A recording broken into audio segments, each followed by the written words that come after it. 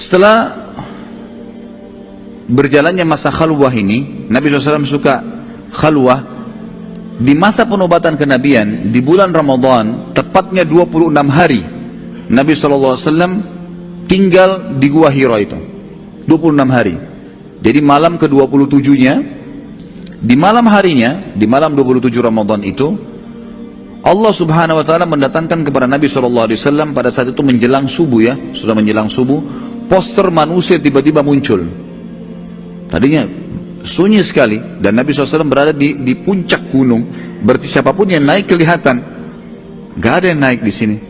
Tiba-tiba orang itu datang, ya, tidak seperti menaiki gunung, muncul di hadapan Nabi SAW menggunakan baju putih. Kemudian langsung bicara dengan Nabi SAW. Dalam riwayat Bukhari, Nabi SAW mengatakan, telah datang kepadaku seseorang yang menggunakan pakaian yang putih bersih, dan di tangannya terdapat sebuah kotak yang terbungkus dengan sutra, dan di dalamnya terdapat sebuah buku. Lalu orang itu berkata, bacalah wahai Muhammad. Aku berkata, aku tidak bisa membaca. Lalu orang itu memelukku dengan sangat keras, seakan-akan ruhku akan keluar. Lalu ia melepaskanku dan berkata lagi, bacalah wahai Muhammad. Aku berkata yang kedua kali, aku tidak bisa membaca. Lalu orang itu memelukku yang ketiga kalinya, yang selanjutnya dengan sangat keras, yang kedua kalinya dengan sangat keras, sampai ruhku seakan-akan mau keluar. Lalu ia melepaskanku dan berkata, bacalah wahai Muhammad. Aku berkata lagi, aku tidak bisa membaca. Lalu orang itu kembali memelukku dengan sangat keras sampai ruhku seakan-akan keluar. Lalu dia berkata lagi, bacalah wahai Muhammad. Lalu aku mengubah pertanyaanku mengatakan, apa yang harus aku baca? Maka lalu orang itu pun berkata, membaca surah Al-Alaq 5 ayat pertama, surah nomor 96 ayat 1 sampai ayat 5. A'udzu billahi minasyaitonir rajim. Iqra bismi rabbikal ladzi khalaq, khalaqal insana min 'alaq, iqra wa rabbukal akram alladzi 'allama bil qalam, 'allamal insana ma lam ya'lam. Bacalah hai Muhammad dengan menyebut nama Tuhanmu yang menciptakan. Dia telah menciptakan manusia dari segumpal darah. Bacalah, dan Tuhanmu lah yang maha pemurah. Maksudnya disuruh baca Al-Quran. Pada saat diturunkan nanti baca selalu Al-Quran itu, jadikan sebagai pegangan hidupmu. Yang mengajarkan manusia dengan perantara kalam, penulisan, yang mengajar untuk menulis dengan pena. Dia telah mengajarkan kepada manusia apa yang tidak diketahui oleh mereka. Setelah turun ayat ini teman-teman sekalian, tiba-tiba saja Jibril alaihissalam yang datang tadi menjelma jadi manusia itu hilang tiba-tiba di hadapan Nabi SAW. Bayangkan teman-teman, secara manusiawi kita kalau di posisi baginda Nabi SAW di gua tengah malam sendirian, selalu sudah selama 26 hari itu sudah tahu tidak ada orang di situ, nggak ada yang tahu juga beliau di situ, gitu kan? Maka beliau pun tiba-tiba melihat ini di tengah malam dan orang itu datang menyuruh baca lalu pergi. Alami sekali Nabi SAW ketakutan, merasa ketakutan, ini apa yang terjadi? Lalu Nabi SAW segera bergegas mengambil bekal beliau lalu turun dari gunung. Tentu turun dari gunung ini waktu juga, gitu kan? Sekarang ini Jabal Nur kalau ada setapak-setapak kaki, kalau orang mau naik pun mungkin butuh setengah jam lebih sampai ke atas sana, atau bahkan lebih, mungkin 40 menit karena tingginya. Zaman Nabi SAW belum ada setapak jalan, beliau turun. Intinya dalam riwayat dikatakan beliau turun dengan sangat cepat, berusaha turun.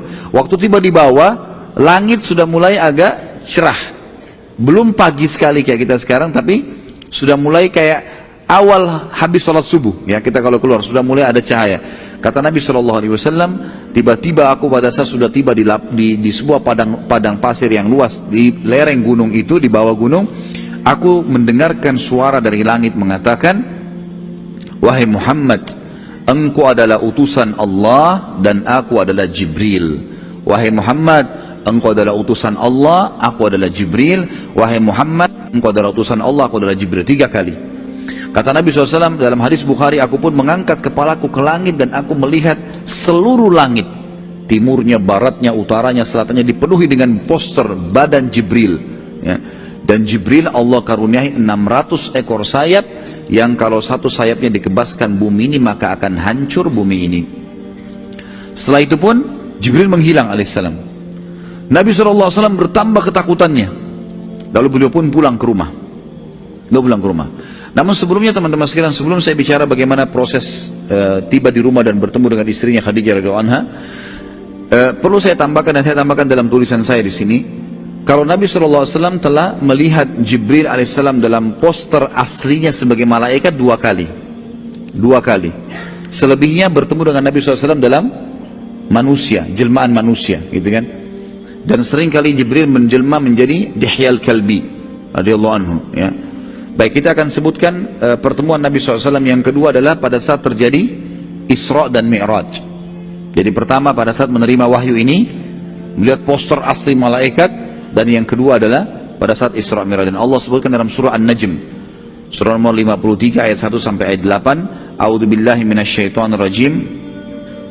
Wan najmi idza hawa ma dhalla sahibukum wa ma ghawa wa ma yantiqu 'anil hawa in huwa illa wahyun yuha 'allamahu syadidul quwa dzu mirratin fastawa wa huwa bil ufuqil a'la thumma dana fatadalla fakana qaba qausaini aw adna fa ila 'abdihi ma auha ma kadzabal fuadu ma ra'a afatumarunahu ala ma yara wa laqad ra'ahu nazlatan ukhra 'inda sidratil muntaha indaha jannatul ma'wa idh yaghsha sidrata yaghsha ma zaghal basar wa ma tagha laqad ra'a min ayati rabbihil kubra.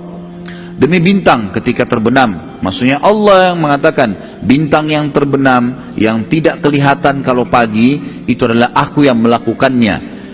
Kawan kalian Muhammad tidak sesat dan tidak pula keliru, dan tiada yang diucapkan itu Al-Quran menurut kemauan hawa nafsunya.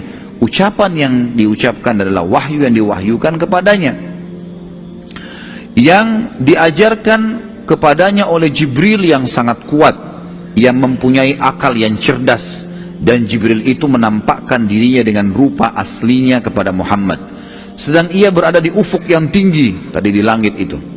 Kemudian dia mendekat, lalu bertambah dekat dengan wajah Nabi SAW. Maka jadilah dia dengan Muhammad hanya sejarak 2 ujung busur panah atau lebih dekat lagi. Jadi busur panah biasanya anggaplah lebarnya 2 meter misalnya.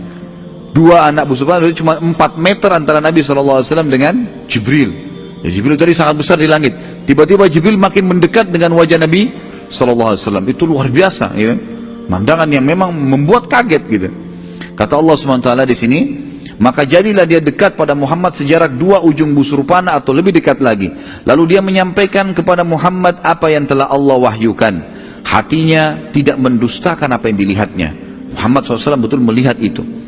Maka apakah kaum musyrik Mekah hendak membantahnya tentang apa yang dilihatnya? Dan sungguhnya Muhammad telah melihat Jibril itu dalam rupanya yang asli yang kedua kali pada tempat yang lain, yaitu di Sidratul Muntaha, ya, di pembatas antara langit dengan di atas langit ada arsy-Nya Allah, ada lautan, dan juga Allah yang maha tinggi dan maha pemurah. Ada Sidratul Muntaha namanya. Di dekatnya ada surga yang tinggal, ada surga